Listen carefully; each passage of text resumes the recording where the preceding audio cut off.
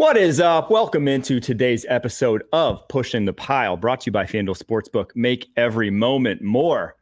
Big day yesterday as the trade deadline came and went. A lot more action than I thought. We're going to cover that on today's show. We're going to get to some Midseason Awards on today's show. Unfortunately, I don't think we have a lot of debate on the Midseason Awards, but we'll be giving them out nonetheless. And then we're going to get to your mailbag questions at the end today. But let's start with the trade deadline. I'm going to run through first here all the players who are 100 trades. Yeah, right. Big news yesterday was Marshawn Lattimore obviously going from the Saints to the Commanders. We'll discuss that. That was for a 3, a 4, and a 6. They got a 5 back.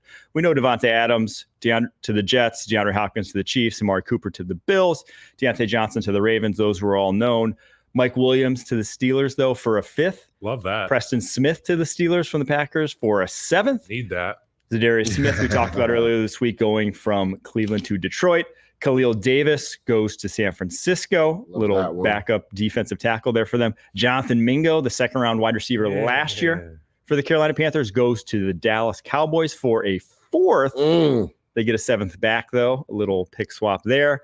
Josh Uche, obviously, to the Chiefs. Cam Robinson to the Vikings.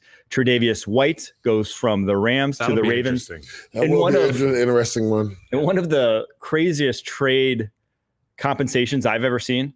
They got a 2026 7th-round pick in return, and they gave away a 2027 7th-round pick. They basically just said, here, you can have Tre'Davious White. There was talks, right, that he wanted to be released, and they were going to grant him, but they were like, if we can get a little something. So, I mean, they gained a pick, what is it, in 2026, but in 2027. Up 2026, their 7th rounder in a couple years. Baron Browning to the Cardinals. We talked about that one earlier in the week. Cam Akers to the Vikings. Khalil Herbert goes from Chicago, where he had kind of fallen out of favor in that running back. That one's sneaky good. It is. To the Cincinnati Bengals. Like Moss being banged up. Yeah. Ernest Jones went to the Seahawks. Roy Robertson-Harris to the Seahawks. And then Jerome Baker to the Titans. All those happened. The Ernest Jones one is kind of funny because we were talking earlier this season, could potentially a guy like Hassan Reddick be traded twice.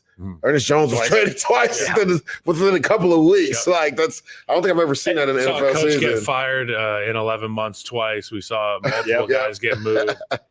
NFL, not for long. And Ernest Jones was not really. Their wives are not happy. He's a good player. He's a good player. Like, it's just weird that he got traded twice. A pretty good deal this offseason. He was a good player for Tennessee. So all interesting moves there. What to you guys was the biggest surprise that we saw? I don't know about biggest surprise, but I really like the move for the Steelers to go get Mike Williams. We talked about having a guy like George Pickens, who's obviously going to give you a chance to win every time he goes on the field, but we don't know if he's going to show up and be that guy and have that competitive nature, that competitive edge that we've seen the last 2 outings with Russell Wilson. Throw a guy like Mike Williams in there, another target that's reliable for Russell to be able to get the ball to. And you could be looking at a Steelers offense who gets a little bit better. I really like that. The Khalil Herbert move to Cincinnati, you talked about the injury situation there. Khalil Herbert, a guy who had a ton of volume in Chicago in the last handful of years. He hasn't been featured as such this year in Shane Waldron's system for whatever reason. I still think he's got a lot of juice in the tank. He's a guy that can get you a lot of carries a game, a lot of yards after contact. So he's a smart runner, a tough runner. I think that fits in well with that group there. The Mingo one leaves me scratching my head. Not only for what you get, but why you're even getting guys right now, and also what you gave up to get him. Man, head scratcher there. I was going to say, from a standpoint of head scratching, definitely the Mingo one, because you gave up a 4th. I know Mike alluded to them getting a 7th back, and supposedly Jerry and his staff were extremely high on Mingo when he was coming out. But it's just like, what have you seen on the field, that film that makes you want to jump up? I mean, this dude was like receiver 4 in Carolina, right? Their number 1 receiver, Deontay Johnson, didn't even get it. It was essentially a pick swap that he got traded for. So for you to give up a 4th, especially when we were literally just having this conversation yesterday when the news, or Monday when the news came out about Dak Prescott's hamstring and how the season most likely is going to be a wash. When you look at their players that are getting a bulk of the cap money, it's CeeDee Lamb and Dak, right?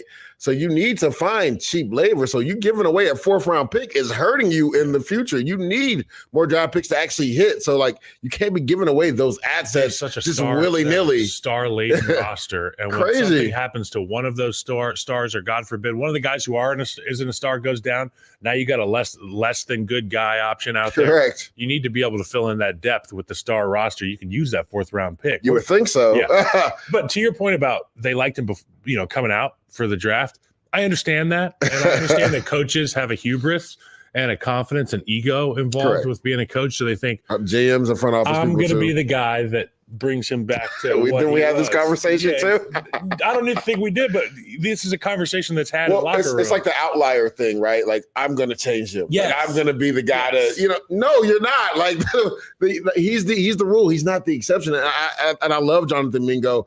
I loved him coming out as well. But like things I've seen, because I've been able to see Carolina's Panthers training camp practice the last 2 years because they've cross practiced with the Jets. And it's just like the consistency with his hands. He has concentration drops all the time. Again, looks great coming off the bus. He's like prototypical, this is what I want my X receiver to be. Just hasn't, accumulated on the field consistently enough. And the team that knows him best, Carolina Panthers, they were phasing him out of the offense. Right? Correct. Like they were cutting his snaps down in recent weeks. He had fallen completely out of favor, getting passed by a UDFA rookie and Jalen Coker. It's like, who's been cooking lately too. Yeah.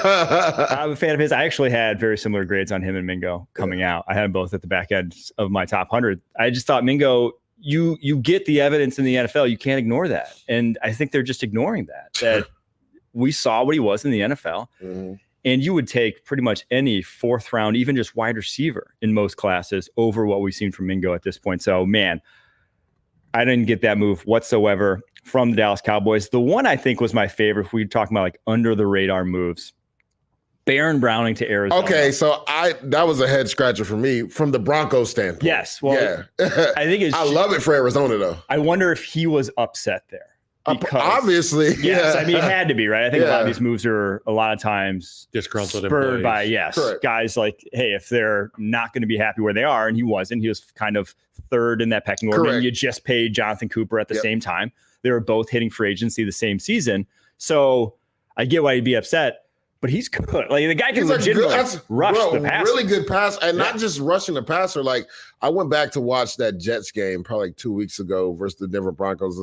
I was preparing for the Ravens game, and I'm like, the way he sets the vertical edge, the physicality at the line. Like I think as Nick Bonito can get to the quarterback, but he's not the best at setting the edge. Yes. My thing is, why would you want to lose a young player like Baron Browning who has that type of grit and attitude that brings that to the defense? Now, they did get John Franklin Myers, and he'll probably take up a lot of that slack, and he has done that this year. So maybe that's what they were thinking, Mike. Like, we already got a guy like John Franklin Myers. We kind of already restructured and gave him a little bit more money. He's going to be part of our future plans, at least for the next 2 years. Let's go ahead and see what we can get for Baron Browning. Again, I love it from Arizona. As a Jet ex-player and fan, I hate it because he's going to play the Jets, and he killed them when they played earlier this year versus Denver Broncos, and now he's in Arizona getting ready to play the Jets this year. And I think from Arizona's perspective, he could legitimately be part of their long-term plans. Like, he could be part of the answer there, because this is a guy who, coming out of Ohio State, played off-ball linebacker. Yep. He was never a pass rusher. Even his very first year with the Denver Broncos was an off-ball linebacker. So he's only in his 3rd season actually rushing the passer, was a freak athlete coming out. And the improvement you saw 2022, 2023, and now he's been banged up this year early on and only just got back healthy. But man, I can't believe he went for as little as he did, considering that. So that was, I don't know if you saw, but that was my surprise. I was surprised Denver let him go for as little as they did. And one, like, why would you do that when you're in the hunt right now? Again, everybody knows you need 3 serviceable rushers on the outside. I mean, look at the Pittsburgh Steelers. Yeah. Nick Herbig is a hell of a player, but he's hurt right now. All right, we're going to go get Preston Smith. So now they got 4 guys. TJ could be hurt next week. Yeah, I mean, Heisman's coming off injury. So they're like, you need as many rushers as you can have. And if you're Sean Payton and you really feel like this team could maybe be sneaky and get in as a 6th, 7th. Bodies. You got to have 100% bodies, right? I didn't understand why they let Baron Browning go. The move that I really loved and I thought was an absolute necessity, though, Mike, was the Detroit Lions going against Darius Smith. And you think that's the biggest impact? I think it was the most necessary one. Okay. Besides Lattimore, I was saying, do you think it's more impactful than Lattimore? Like, which one would you say is the biggest actual singular impact? Man, I just think that it's not only is it a needs fit for the Lions, but it's a culture fit. And, when you listen to Dan Campbell talking about how he goes about acquiring talent, I heard him talking about David Montgomery and when he played against David Montgomery when he was a Chicago Bear. And he said, that's a guy that I would love to have on my team. And I was talking to Rick Spielman yesterday. I was like, how often are these guys upstairs having those conversations immediately after the game where it's like, I want to have that guy on my team? And he said it happens every game. I bet. So when you think about bringing a guy into the fold in Detroit, and I know it's Aaron Glenn's guy now, he's on defense, but he's a Dan Campbell guy. Zadarius Smith can get after the quarterback, but the most impressive thing that I've seen from Zadarius Smith, having played against the guy, is that he relishes the opportunity to play against the run as well. Yeah, to earn great the against the respect of run. his teammates. Yep. So he's a real glass eater, a culture fit there. I do think they would benefit from trying to, obviously getting healthy on the other side of the line of scrimmage there at the other defensive end position. But he's an immediate upgrade. He's something that you need. It now allows Aaron Glenn to mess with protection. He can bring pressure from one side, force the one-on-ones with Zadarius Smith. You can see some of that A-gap stuff coming into play there now with Zadarius. You're going to have one-on-ones, a lot of opportunities to run the two-man games. You get the center occupied elsewhere, sure. And now it's just the guard and the tackle. So that's where I think that the Lions are going to make hay. It was a necessity, and they made it happen. I'm happy for that. The interesting thing is, I heard they called on Carl Granderson too after the Smith trade. Yeah. They are at defensive end, right? They have a depth issue, right? The good thing about Zadarius is he's so versatile as well. Like you can line him up inside and get him over the guard. Ali McNeil's played really well. That's essentially why they paid him a boatload of money as well. So just imagine him and Ali McNeil inside on third down packages, right? That's why I think if they would have gotten a guy like Carl Granderson, it would have been really great to have that three-headed monster on passing downs. Yeah. Put Granderson outside, Smith inside with Aleem McNeil.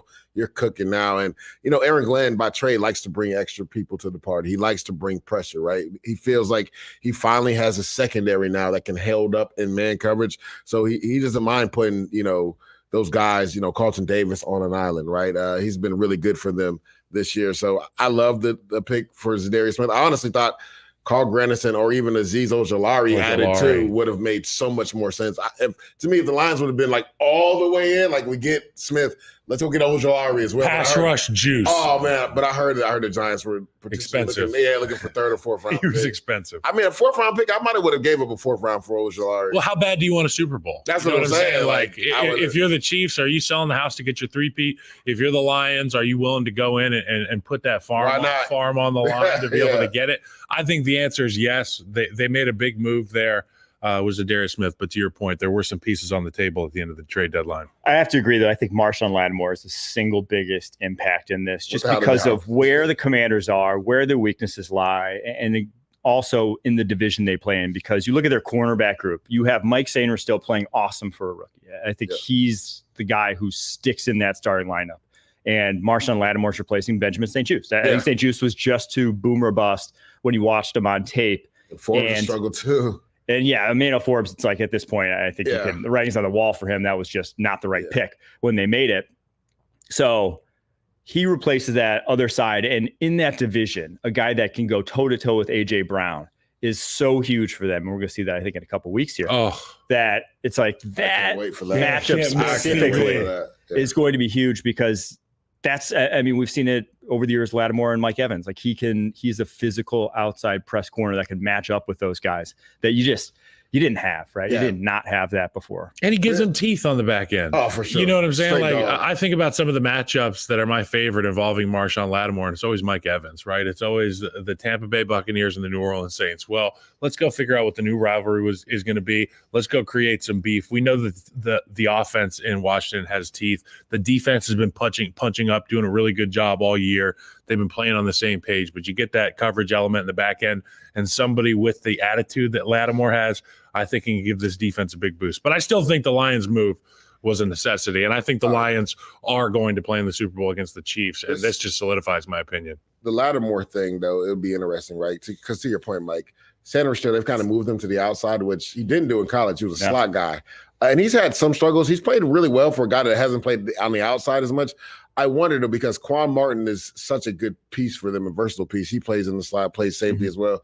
Will they because St. Jude's has struggled at time, will they, because of his length, still keep him outside and maybe move Sanders still back inside? That'll be the interesting thing. I doubt it. I think Sanders still been more reliable than St. I just St. think Jude's at this has been point, getting cooked. St. Jude's, he's so to compare, 7th most yards of any cornerback in the NFL allowed this season, 441 according to PFF. Marshawn Lattimore this season, 83. So that's about as big an upgrade. Oh yeah, for sure. I just feel like you're not maximizing Sanders. So that's the only. You got guys out of position. Yeah, but I mean, Quan Martin is a great slot corner too. But then you move him from safety, so now you got to avoid at safety because you're moving him to the slot. So I mean, again, we talked about this earlier with the rushers, right? You got to keep throwing darts at the board, right? You got to have as much depth as possible because you never know who's going to get banged up. You get a hamstring on a go route. Next thing you know, you're back to your back in there. Yeah, you're back in there. It was an eventful deadline for sure. And yeah, I do think the Commanders, that move specifically, I think, and the move that Detroit Lions made, I think those now. That's a Super Bowl move. That's a Super Bowl move on both of the teams' and parts. Just to also say, it can pay dividends year 2, year 3. This isn't a lot of these are 3 months rentals. Yeah. This guy's here for the Lattimore going to be there. What Pittsburgh did. These guys are here for 3 months. They're gone this offseason. Lattimore can be there next 2 years. Correct. $18 million cap hits the next 2 seasons. That's a small price to pay for his level of performance and a team that has a rookie quarterback. What was the spin rush, spin move rusher that played at the beginning of my career, and he was a defensive end, Colts. Freeney? Dwight Freeney. Oh, so Dwight Freeney used to get hired for these contract. Oh yeah, you would hire mercenary. You would see him in New Jersey in December and be like, "Here he goes! He'll get 2 sacks today." It's not one of those situations. It's get him into the fold. Well, and that's another thing too. When you look at their secondary, a lot of youth. They needed a veteran presence in that room. Marshawn Lattimore's 29. Still playing at a high level. You don't think a guy like St. Jude's or Emmanuel Forbes or Mike Sanders still could learn from him? Quan Martin, who plays in the slot and at safety as well, can learn from him. I think they needed a true vet. I mean, Chin's been around for a while, but he's more of a weapon X. They use him at linebacker. They use him at safety. I think having a guy like Marshawn Lattimore makes sense. I didn't get to my under-the-radar acquisition. Okay. Khalil Davis, I really loved it. The San Francisco, going from the Houston Texans to San Francisco, essentially playing in the same exact system, right? So it's not like he's going to miss a beat. And when you look at that, Kevin Givens is kind of banged up right now. Hey, they lost Hargrave earlier this year, so depth is an issue there. So I think he can come in and make an immediate impact. And that's the good thing when, the defensive coordinator leaves and goes to the Houston Texans. Now you have a friend, right? You can reach out. Hey, it's a satellite organization. Hey, Khalil Davis, what would it take for him to come over here? San Francisco 49ers colony in Houston. Exactly. So I think that's under the radar, especially now with Christian McCaffrey coming back. And we know San Fran always makes these runs in late November, December, January. I think adding to that defensive line was big. Who gets better when you plug in a guy that's ready to go at defensive tackle? That's an immediate upgrade. Your rushers get better on the edge. Your linebackers get a cleaner image of what the inside and mid zone is going to look like. Fred Warner's going to be able to play more confidently and quickly. That's exactly what you want. So to your point, that's a great move there. All right, let's get to some mid-season awards. But first, we'll take a little break. Today, with the support of the NFL, a new playbook is being written. The National Gay Flag Football League provides inclusive play for over 4,000 LGBTQ plus players and allies. Here is a home with no penalty for being you.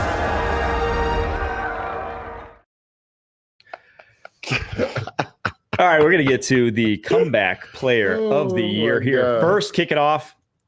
And we all went the same. Joe Burrow. I don't even think it's questionable for this. I don't want to hear anything about Aaron Rodgers. I don't want to hear. Now, what do they make? Kirk Cousins is I was like, Kirk Cousins should be in that running. He's in the conversation. Nobody's doing it like Joe Burrow right now. Yeah. Here's some injuries though. I need a doctor to weigh in on how serious Joe Burrow's injury was from a threatening standpoint. The wrist? Yeah, because an Achilles on your plant leg as a quarterback could be a career ender. Is massive, right? To come back from that, whereas it was a throwing wrist, but was it a throwing wrist that could leave long-term impacts, or is it a throwing wrist that you just leave it right there? It's a throwing wrist. If the world's best pool player has a finger injury and then comes back and wins an and it's on his throwing hand, I'm going to say, damn, that was impressive. So for Joe Burrow to go out and do the things he's done, all things considered, in Cincinnati, it's impressive. I mean, it makes sense, right? Because when you look at Joe Burrow, it's like year on, year off, year on, year off. Last year he got hurt.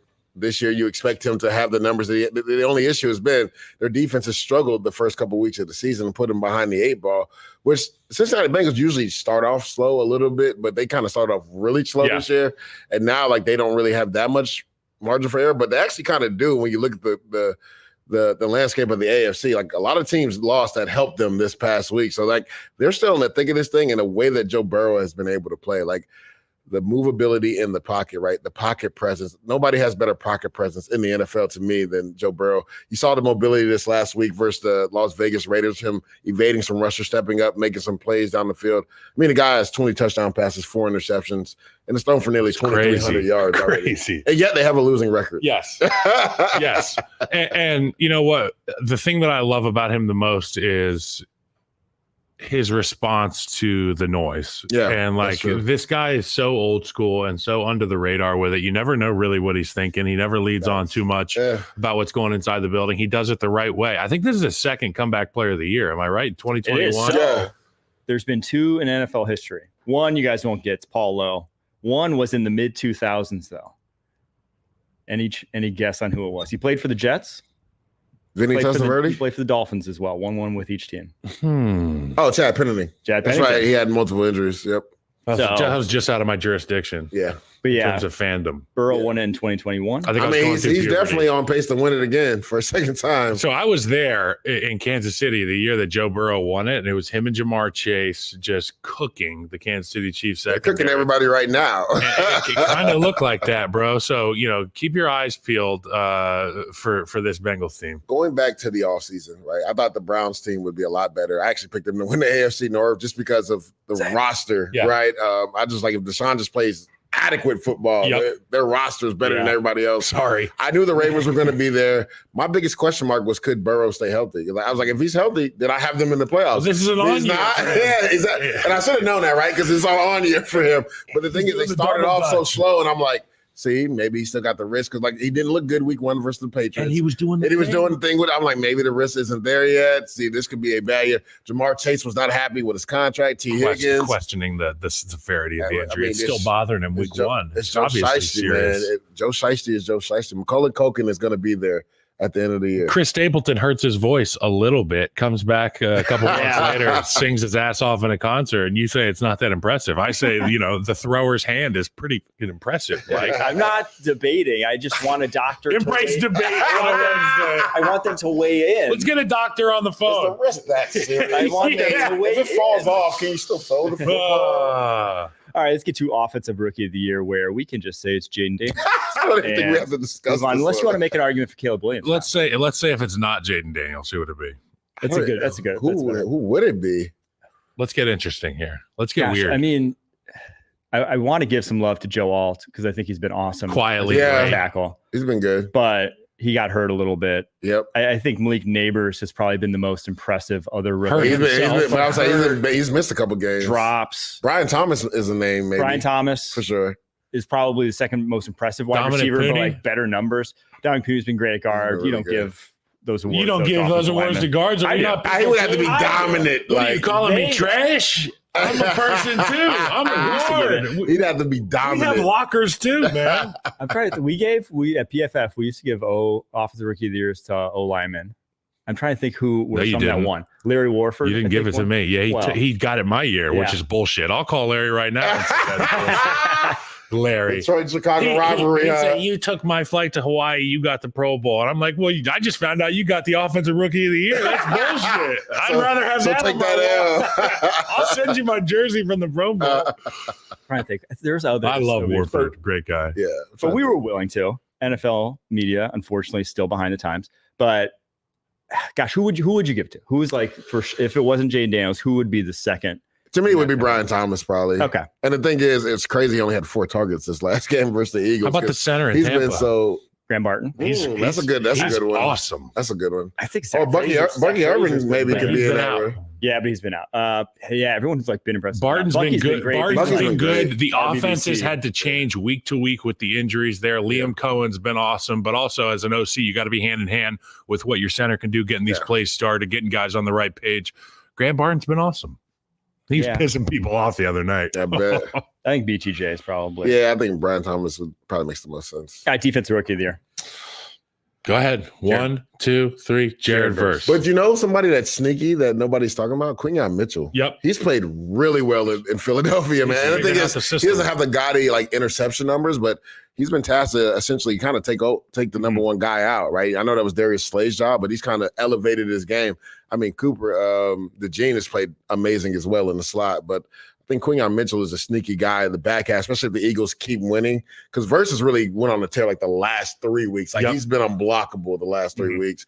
But Quinyon has been steady Eddie the entire season. Yeah, he had that one bad drive against the Falcons that kind of cost him that game at the very end. But outside of that, played well. I mean, as advertised, correct. CB1 type of play. And then since the bye, him and Cooper DeJean are just ridiculous. It looks bright in Philly in that second. I mean, so everyone, and it was sometimes in the draft day, everyone was like, oh man, how he did it again. He got all these whatever. Sometimes it comes to fruition, sometimes it doesn't. Yeah. This one came to fruition. He got 100% right on this one. Fangio, they're buying into the Fangio stuff up there. Yeah, and that's the thing. When you look at this defense, I think the last 5 weeks it's number 2 in points per game and number 1 every other category. So that's what I was trying to tell everybody. Anytime you put a new system in, it's going to take a while to gel, get that continuity. And as many rookies as they're trying. And then Kellen Moore's offense, too, I would say the same thing. People were concerned in the beginning of the year.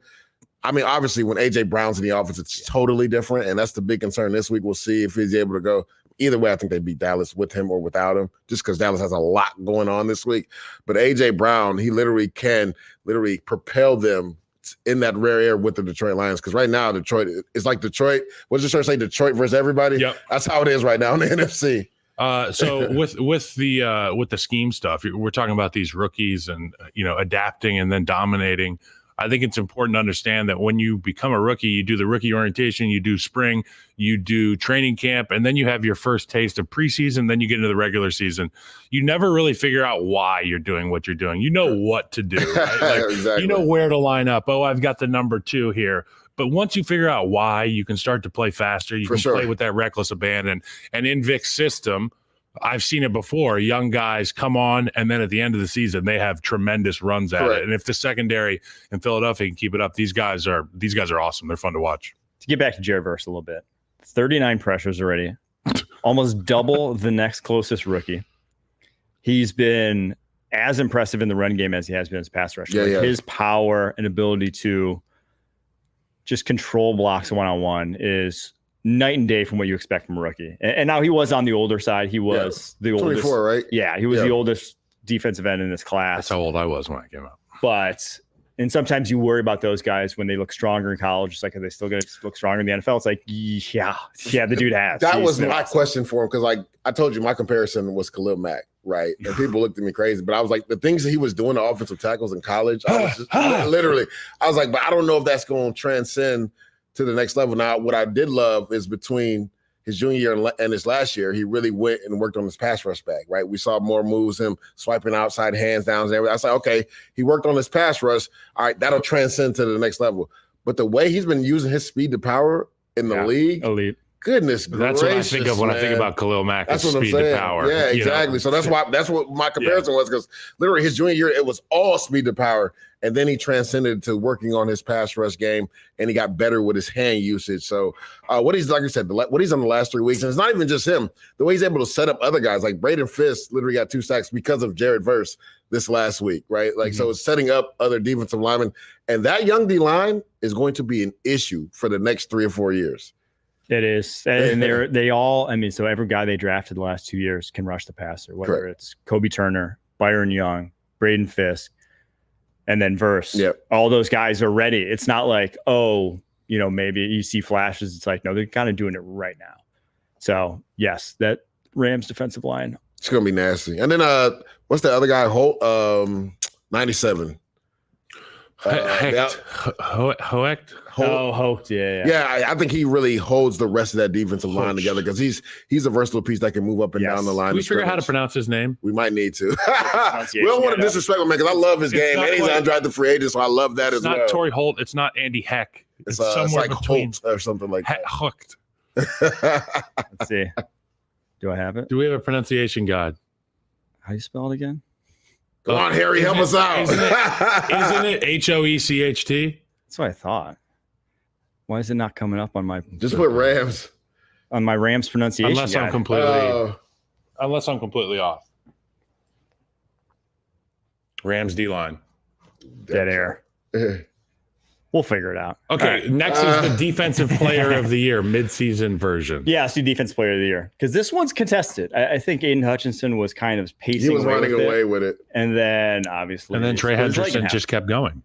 And Trey Hendrickson has kept going, but he's on one of the worst defenses in the NFL. Which I give him even more credit. Yeah, you get the guy holding it together. You get the boost. Okay. So Trey Hendrickson is mine because production, when you look around, you're not having success. That's hard to come by. You've been in locker rooms before where you're struggling to find somebody to make plays. Correct. He makes plays week in, week out. The offensive side of the ball, Burrow, he's trying to match that production. He's getting there. Dexter Lawrence was. I was like, Dexter Lawrence needs to be in there. I mean, their team is awful, but the same argument there. You know, you show up and you just be a gladiator every single time you take the football field. That's how you earn respect. That's how you get national recognition.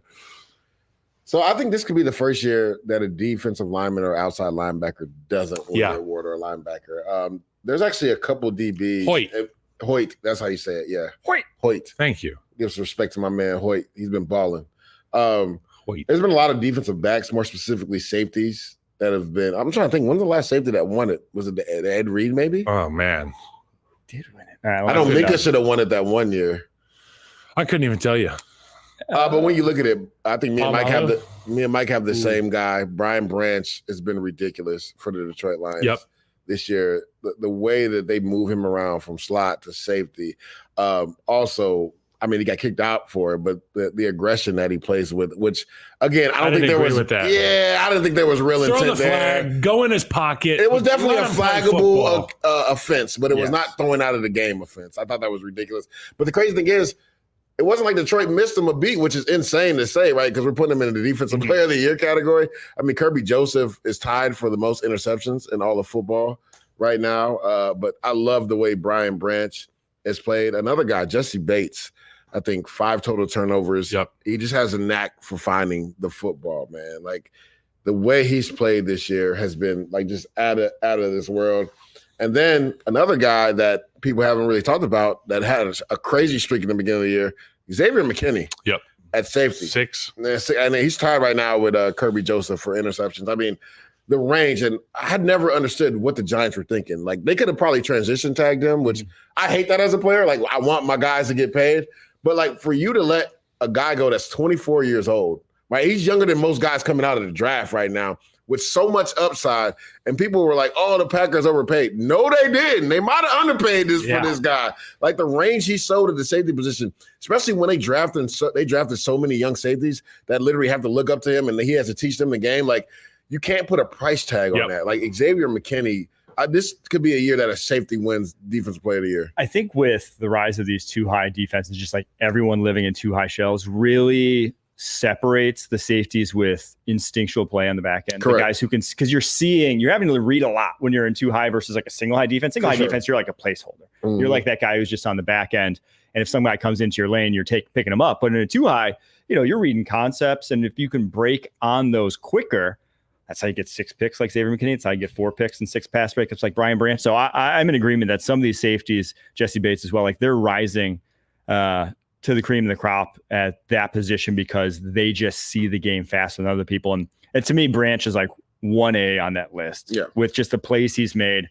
I go back to the 2-point conversion against, the Rams, the one that ended up, was it the Rams? It was a few weeks ago. It was the Vikings. That ended up being the difference in that game. Correct.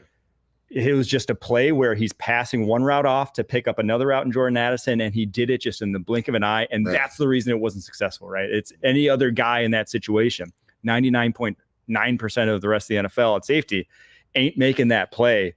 And those are game-changing plays. Those are plays that win you football games in the NFL. His understanding of route concepts is what impressed me at Alabama, which why I had him at the back of the first, even though he was a safety / nickel. I actually did a breakdown on him for us at CBS, and I was like, the guy just recognizes route concepts, whether he's in the slot or safety position. To your point, I don't think there's a better guy right now being able to pass routes off and then break on an in-breaking route behind it than Brian Branch right now. So, I mean, this is what I was talking about earlier when you talk about Aaron Glenn and his defense. People were wondering what are they going to do without Aiden Hutchinson? I mean, he finally feels like he has some guys in the back end. If anybody knows guys in the back end, it's him. Yep. He's a guy that played at a Pro Bowl level in the back end, right? So, like, he finally feels like he has his guys. When you talk about, getting Carlton Davis, Brian Branch in his second year, Kirby Joseph, right? Terrion Arnold, who has had some ups and downs and struggles, even getting Ennis Rakestraw in there, right? A few reps a game, right?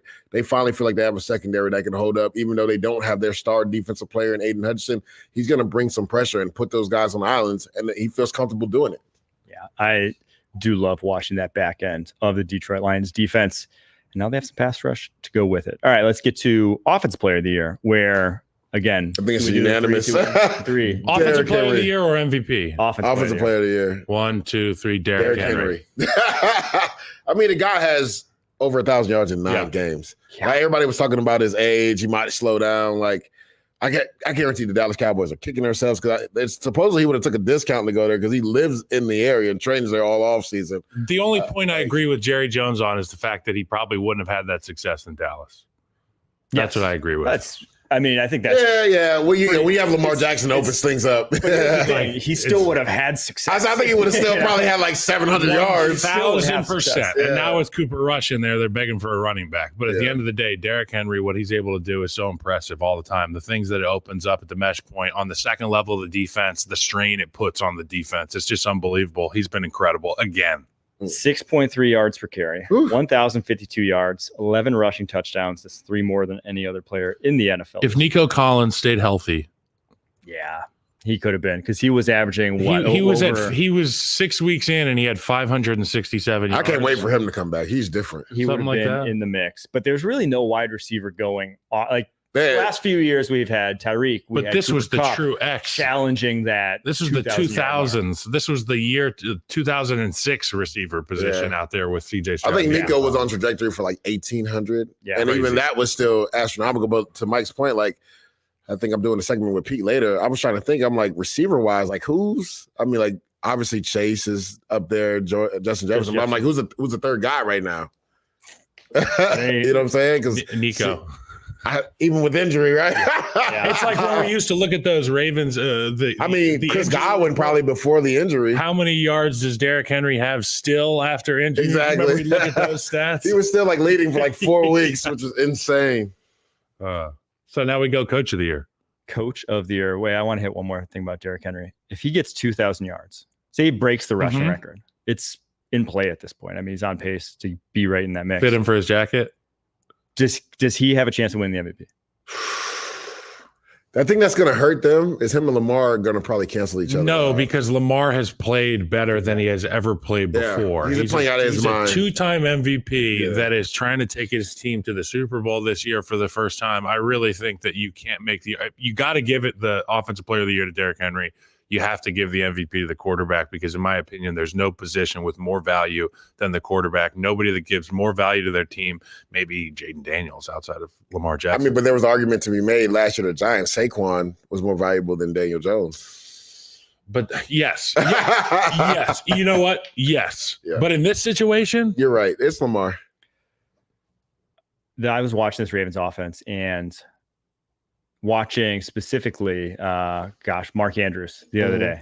And I'm like, Mark Andrews hasn't taken a step back at all. Like, he's not getting featured in the offense. They just have options. They just have the most options I've seen. Likely doesn't even touch the ball. Yeah. Mark Andrews still looks like a top 5 tight end in the NFL. Yeah. They just don't have to use him. I think likely would be a top 10 if he got the ball. Yeah. After the toe went out in Kansas City, they were like, hey, buddy, just. It was crazy. He went off that week 1. Yep. And then it was dang, y'all forgot y'all got this little and I remember Avenger over here you're not using. You got Mark Andrews, you're not throwing it to him. And then I remember the first time they threw to Mark Andrews, he dropped it. And everybody was like, oh God. And now Andrews. This is why they use him as a blocker. Yeah.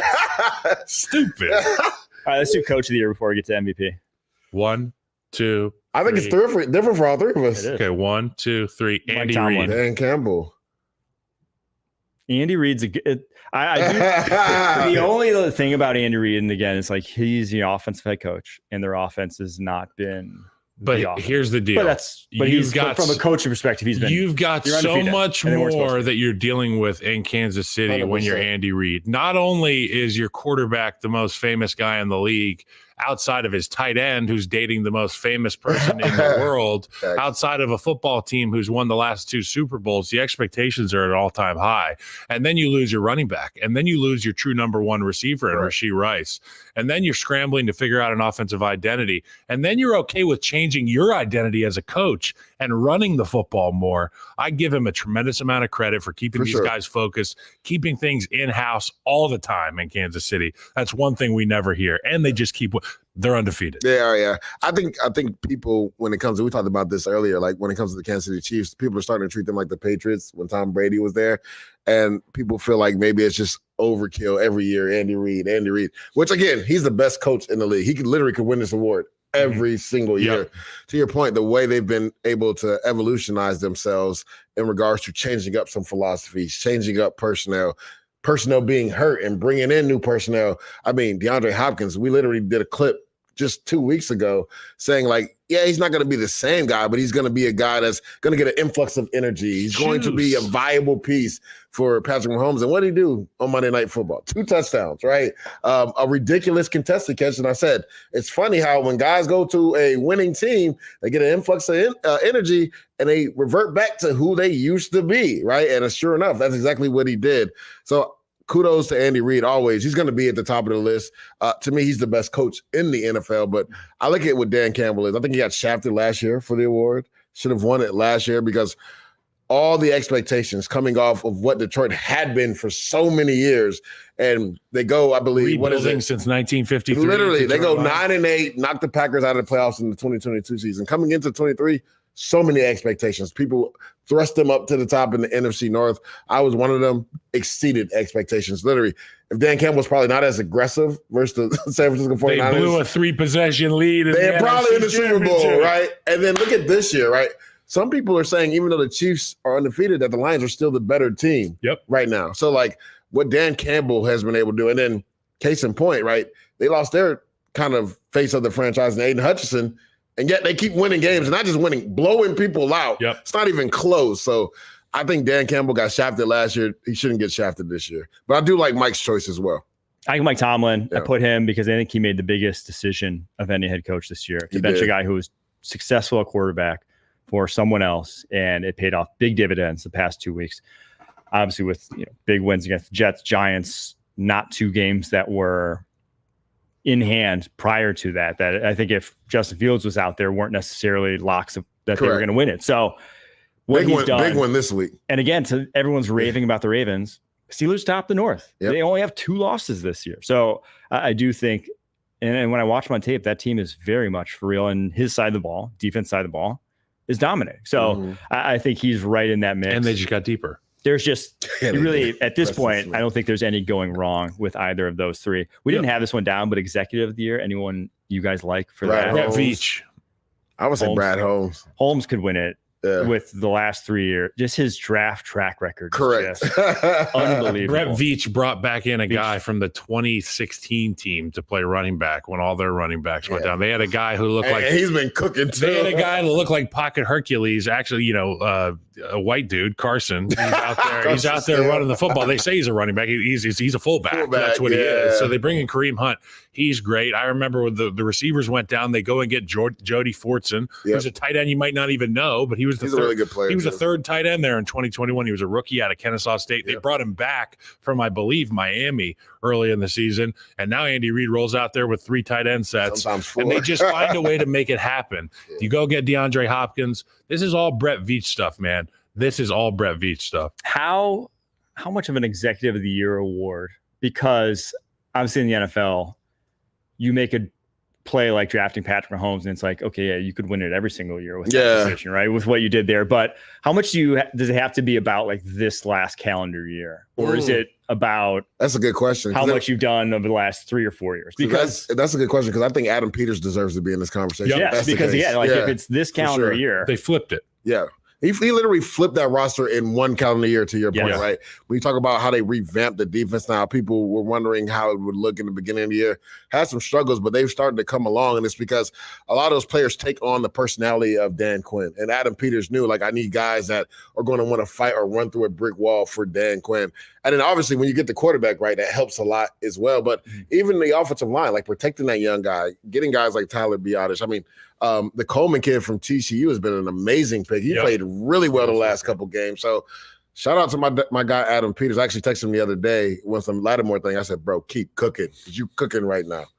He's done an amazing job for the Commanders. I gave a shout out to Brian Gutekunst too. Packers. Yeah, he's done it. Trading for Malik Willis. That Malik Willis trade was amazing. One of the best moves. Xavier McKinney, Yep. Josh Jacobs, both home run free agency additions there for them. So MVP, last award. 1, 2, 3. Lamar Jackson. It's good. How do you get better? How do you be Lamar Jackson, play a different game than everybody else in the NFL, and then find a way to get better? And I don't even know what year it is. Year 8, something like that 7, for Lamar. I think. Year 7. Yeah. And the guy's still getting better. Crazy. And he's one of those guys that we looked at the beginning and we said, how long can he last physically doing what he – not only has he lasted, he's gotten better at it. He's gotten smarter with it. He's processing faster. He's trusting protection, even when protection isn't there. Mhm. He's incredible. He's the MVP. Yes, to put some numbers to it, he's third right now in passing yards, Mhm. second in passing touchdowns, first in yards per attempt by over a half a yard, and he's second in interceptions with only 2. So, If I'm not mistaken, I think he's top 12 in rushing. Yeah. and then, oh, by the way, he has, I believe, the most rushing yards of any quarterback in the NFL this season, 505 yards, on pace for 1,000 yards. That's crazy. Or Just to almost put this in 1,000 yards. perspective, Vance Joseph and his Denver defense had literally been cooking a lot of quarterbacks. They put a lot of quarterbacks in the blender this season, right? Aaron Rodgers, a few other quarterbacks, C.J. Stroud, a couple other quarterbacks. And his thing was the whole week, he was like, you get to take away a run or pass. He was like, when we're playing Baltimore, I want to take away the run. Or Lamar Jackson goes out and does perfect passer rating. Was he 16 16 to 19. Like, come on. Like, you talked about, like, how can you continuously get better? Lamar has shown from within the pocket, he can process faster. He can beat you. To me, I always like Lamar. I like Lamar Jackson to like Burger King. BK. Have it your way. Have it your way. You rule, right? Like, he can beat you in so many different manners. Like, all right, we're going to take away the pass. All right, I'm going to run for 150 yards and make sure Derrick Henry runs for 200 yards. All right, I can beat you with a combination of the two, running the football and throwing the football. It's just like he's on easy street when he's out there. He's never, like, rushed or, like, they never force him to speed up his process. Like, even when you feel like you have him wrapped up in a funnel, he's just looking at you like, you can't tackle me, dude. Like, you can't tackle me. It's just ridiculous what he's done. The jump he's made from within the pocket this year is absurd. And also, shout out to Todd Monken, right? For him to, like, be second year in this system and really relish in the system. You can tell he's more comfortable this year than he was last year in that system. And the adjustments they made early in the season, they were such a liability at the offensive line. It was like, oh my God. We came in here and we just almost laughed the Ravens First out of 2 the weeks, it building. was bad. And they found a way to do it, dude. Yeah. And a lot of it is because of Lamar Jackson. All right, those are your awards. We're going to take a quick break, then we get to your mailbag questions.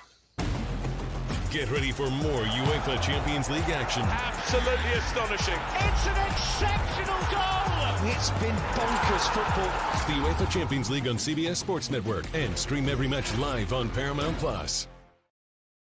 Mailbag Wednesdays, as always, if you leave a 5-star review on Apple Podcasts with your question, we will answer it on the Still show. don't know who that guy is. We had a light turnout. I think people had their attention on other things yesterday. Yeah. But we had this one from Lesko. Is Virginia McCaskey actually cursed? And is that the reason all combos of front office coaches, players are typically terrible for the Bears? You don't have to speak too deep on this. I'll say a few things, but you can go ahead and. First off, let's keep Virginia McCaskey, the 101-year-old saint, out of the conversation. I think it's important to understand that when you're talking about the Chicago Bears, you're talking about one of the most storied franchises in the history of sports, a team that was synonymous for a very long time with winning. And while we haven't enjoyed success in the last few decades relative to what it was for the century prior, I still think that Virginia McCaskey is royalty in our game. Her dad was George Halas, George Halas is a name that rings bells. The GSH you see on the Bears jersey, that's her dad's initials. So let's keep Virginia out of this. I would say this.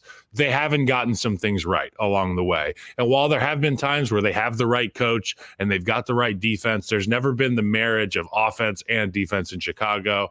I think if you get the right leadership in the building, which they've tried and tried and tried again to do so, you will have success. I'm not quite sure we're there yet, but I don't like to use the word curses, for Christ's sake. Okay, we're talking about a franchise that's trying to win. Every year there's 31 teams that don't win. The Bears have been part of that 31 for a very long time. We're trying to get out of that conversation. Who knows the answer? The problem is they are one of the old guard of NFL owners that basically, I mean, they started the team. They come from the family that started the team back they when bought they were the Bears for Steelers. $50. Yes, exactly. So they did not come. For $50. They don't have piles of cash on the sidelines the way a Jerry Jones does. They are all in on the Bears to invest back into the team. So every dollar that the Bears make is all that they are getting. And it's not like they have the flexibility. I mean, you see it in Cincinnati as well, with Mike Brown there, that it was a family that had the team when the teams were making nothing in the 60s and 70s, right? It was not big business back then. It's only become big business to the point that like we think of it in the last 30 or so years, that these contracts have really blown up. Exactly, that you have these piles of cash on the sidelines. So there's just, I mean, you go over and look at Soldier Field and it kind of tells the whole story. There's just not the investment. You walk around like the concourse there. There's not the investment getting made back in the team because they don't have the money to do so. They don't have the piles of cash that other teams do, unfortunately. And so it's just a fact of life in the NFL when that's the case, that you're going to be behind the eight ball in a lot of different ways. And I think they've been stingy in coaches and other aspects of the organization that matters. You know, like when you're not investing in the and team, quite frankly, the decision makers are far too often not football people. Yes. In the Bears organization. That's a lot of organizations. There are a lot of voices in the NFL that are listened to intently that probably don't deserve the time of day when it comes to football decision making. Yeah. So when they got Ryan Poles, a former Bear, an O-lineman, somebody that came from Kansas City and was around that pedigree of recent, modern championship Super Bowls. That's a guy that I'll rely on. And his right-hand man is Ian Yates Cunningham, who's a guy that I've known since I was in middle school. He was an O-lineman on the Virginia Cavaliers with my older brother, Chris. Nice. So I got to know him. He's a really bright guy. I think they're in good hands there. I would say I just really hope that Virginia McCaskey gets an opportunity. Virginia McCaskey, who inherited the team in 1983, she has seen a Super Bowl, was a part of it as a young lady. Now at 101, I really want to see her have this thing bookended with another Super Bowl in the next few years. It would be nice. You think they could turn it around? This year? Yeah. No. I think they're cooked. Yeah. I think there's too much infighting. I think they lack inspiration from their head coach. You can just take a look at Evan Washburn's interview with Matt Eberflus coming out of the tunnel in the previous game. They said, "What did you say to your team?" He said, "Well, I told them the score, and I said they have each other." I'm like, that sounds like a mom who's given up on a couple kids who have been really bad behavioral on the day. And she's like, you know what? I'm checked out. You wait till your dad gets home. He's going to whip your ass. You know what? But there's no dad that's coming home from the Bears. Correct. Right now. That's what you got. And I think Matt Eberflus is a really good coach. His defense has been historically good in Chicago. I played for a team that had a head coach who was a coordinator, Mark Trestman. We had one of the best offenses in football. We couldn't play a lick of defense. And like I was saying, you have to marry success with success on both sides of the ball. Hopefully moving forward, they'll bring somebody in with a little bit of gusto and get things going in Chicago. Yeah, it's been tough because I think I read a crazy stat, if I'm not mistaken.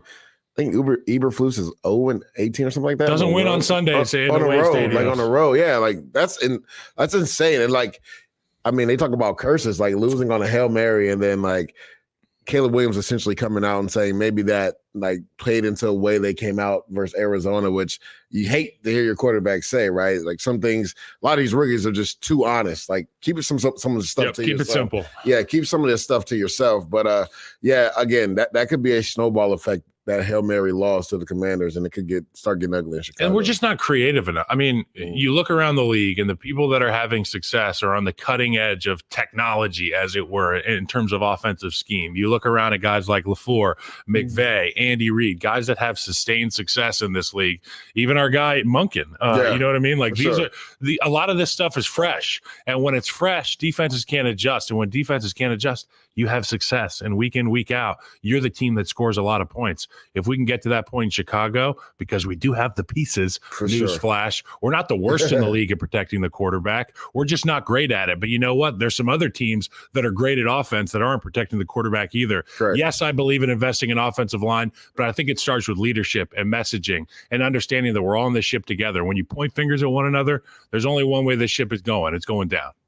Next question. Thomas Hauser. Is Smith making a difference for the Lions? I think we all agreed that yes, he is. Yeah. Well, was he the right edge over Clowney or Ojulari? We thought would have been sweet, but I think Ojulari made the most sense to them. I mean, again, they have some D tackles that can push the pocket inside, and was Zadarius Smith, he can move inside.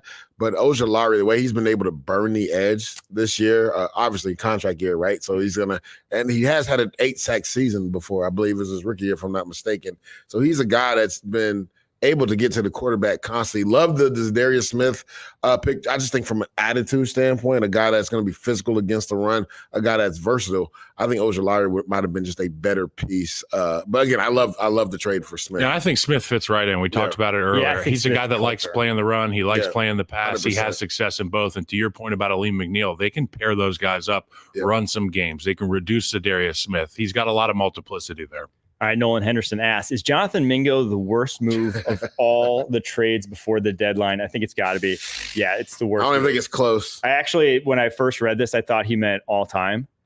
And so I saw your note there. I wrote down Mohamed Sanu's 2019, which was the crazy worst move of all time. Second round. Just to revisit, he got a second round.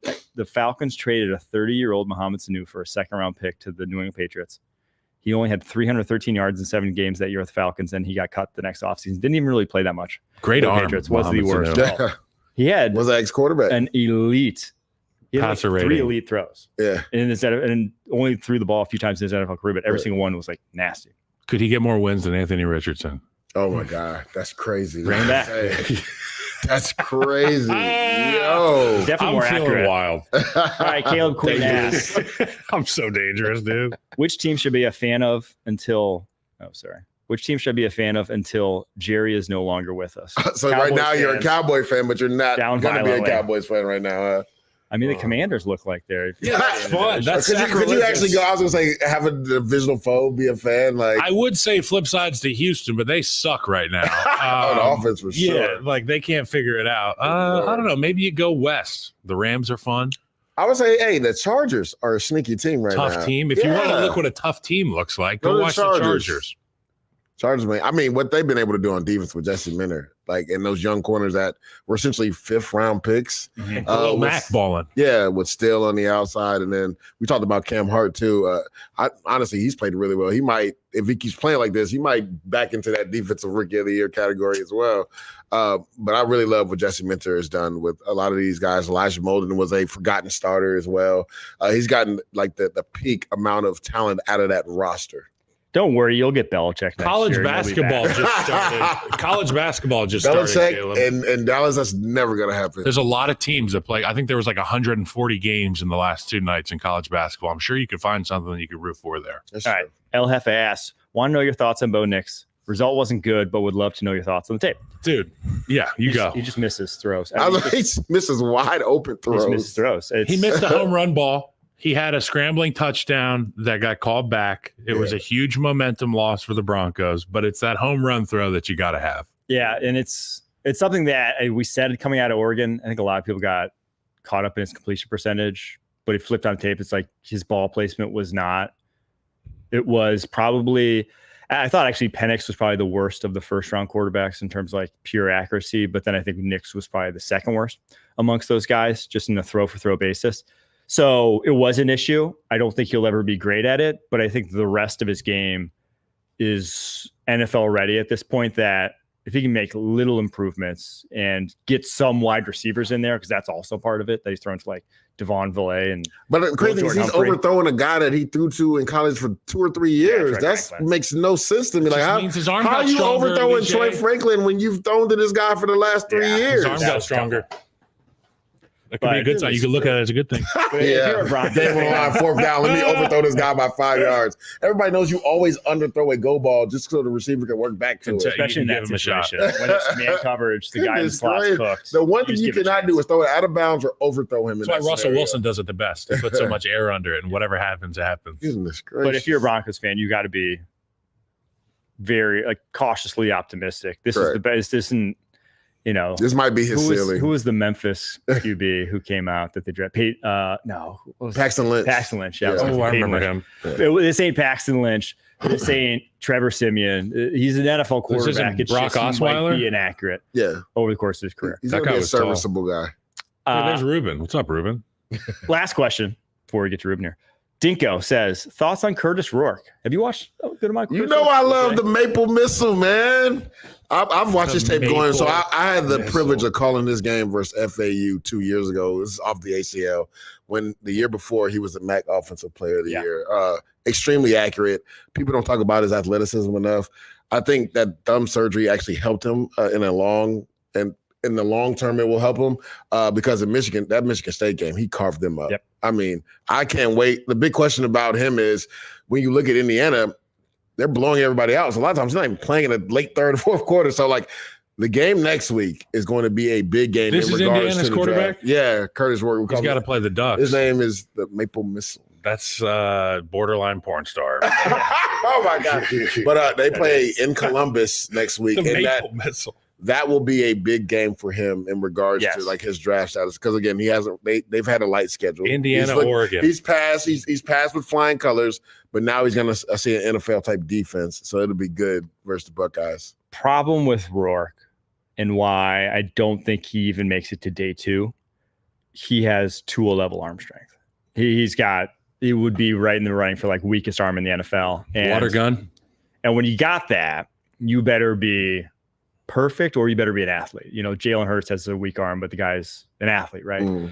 Rourke can run, he can move, but he ain't feature him as a runner type of guy. Right. So I think he's behind the 8 ball in terms of draft stock. Now, I compared him to a Gardner Minshew who's weak arm, but still makes plays. It's actually a pretty good comparison, actually. That guy, you saw was accurate coming out of college too. Yeah. So a lot to like, but when you really have that level of arm talent, you're going to have an uphill climb at the NFL level, and NFL evaluators trying to draft you highly. So, all right, there you have it. There's your mailbag as always. Woo! Thanks for your questions. And until next time, keep pushing.